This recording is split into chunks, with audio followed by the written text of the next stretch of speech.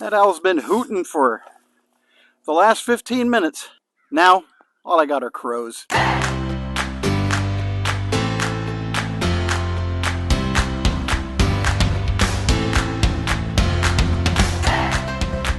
We're in the wilderness? Must be another Wednesday. The A-frame is a pretty popular, pretty common shelter setup for tarps. I've looked for widowmakers. I've checked for water. I do have a water source just down behind me about 100 yards.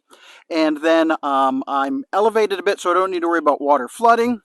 Wildlife, you might be able to hear every once in a while there's an owl back this way. Check for wildlife paths to make sure that there's not any wildlife coming through here. I'm set there. Don't have any wigglies underneath here. This setup is good for retaining a lot of body heat, or if you have like a really heavy downpour or super heavy snow or ice, because you can see that it's very tight and compact in here. Now in this configuration, I've put the reflective side in to reflect that body heat in. I'm probably going to set this up when a fire isn't going to be something I can do right in the moment, where I just need to get something up really fast to protect myself. You'll notice here that for this application, that ridge line is super low again, down at about thigh-high level for me. And then I've just staked off the four corners. Now in this particular tarp, I don't have any tie-off points here at either end. So when I set it up, which I'll show you in just a little bit, I'm going to want to set up diagonally from corner to corner rather than going across, and that will help tighten it all. Let me deconstruct it, and then I'm going to show you how to put it together. So here's our setup for the A-frame.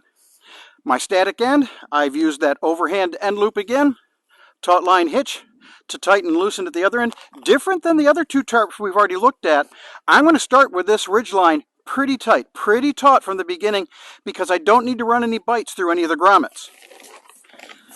I'm going to take out my tarp and lay it over top lengthwise and get as close to the middle as I can. Now, because this tarp spends a lot of its time folded up in my pack, it's going to have a nice crease there along where the ridge line goes. Start with one of my corners and get it pretty tight, but of course I don't have any tension on the other side. I'm going to come to the diagonally opposite corner and stake down at this corner through this grommet. Then I'm going to come to the other end, stake down again, come around to the diagonal opposite corner. Pull it relatively tight. Make sure that I'm on the diagonal.